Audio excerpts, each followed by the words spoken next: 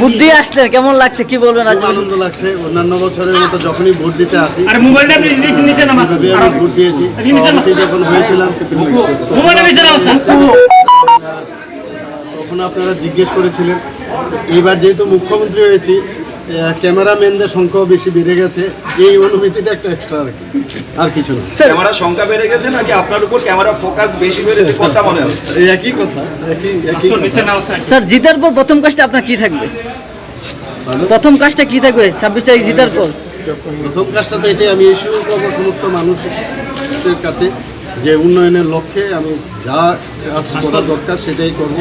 আমি এবার যখন ডোর টু ডোর করতে গিয়েছি, অনেক মানুষের প্রশ্নের সম্মুখীন হতে হয়েছে, ওদের মৌলিক সমস্যাগুলো, সেগুলোর বিষয় নিয়ে আমি অবশ্যই চিন্তা ভাবনা করব এবং চেষ্টা করব আমার টিমকে নিয়ে তাদের যে সমস্যাগুলো সেগুলো কীভাবে নিরসন করা যায়। স্যার, আপনি যখন মুখ্যমন্ত্রী হয়েছিলেন, শপথ গ্রহণ করার পর আপনি প্রথম বক্তব্যে বলেছিলেন যে আমি ভোট এমনভাবে চাই যেন মানুষ নিজের থেকে দেয়, কাজের মাধ্যমে দেয়, মানুষ নিজের হৃদয় থেকে ভোটটা দেয়, জোর জবরদস্তি না। আজকে সারাদিন ভোট চলবে, আর আপনি কতটা এশিওর দিতে পারবেন যে ভোটটা একেবারেই আপনার সেই কথা মতো হবে, শান্তিপূর্ণভাবে, একেবারেই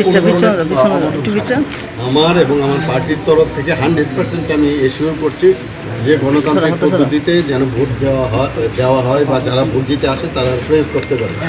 আর সেই ইনসিডেন্ট যদি হয়ে থাকে, নিশ্চয়ই যদি সেটা আমাদের এগেনস্টে আসে, নিশ্চয়ই আমি এদিকে অ্যাড্রেস করবো। এবং আমার তরফ থেকে এবং আমাদের পার্টির তরফ থেকে আমাদের বলা হয়েছে যে কোনো অবস্থায় যেন কোনো জায়গায় কোনো উচ্ছৃঙ্খল আচরণ না হয়।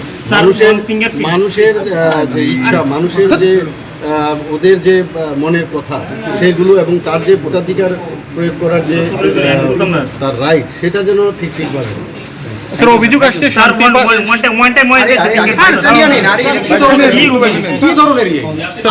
আসছে শান্তিপাড়ায় মানুষদেরকে ভোট দিতে দেওয়া হচ্ছে না, কি বলবেন? শান্তিপাড়ায় লোকদেরকে আটকে দেওয়া হচ্ছে স্যার। আমার কাছে খবর নেই এরকম। আরেকটা খবর স্যার, আপনি যখন এখানে ভোট দিচ্ছেন ঠিক তখনই এই আপনার এই ভোট কেন্দ্রের সামনে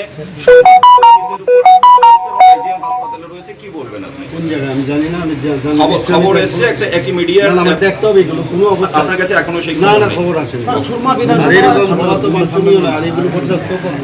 সুরমা বিধানসভা কেন্দ্র বিশেষ করে চতুর্থ স্তম্ভের চতুর্থ নাই, আমি কথা বলছি না, কিন্তু কাজেও আমি দেখা। সুরমা বিধানসভা, যুবরাজনগর আর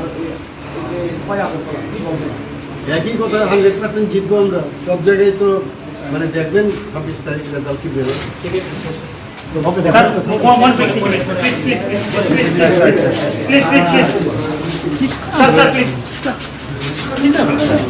স্যার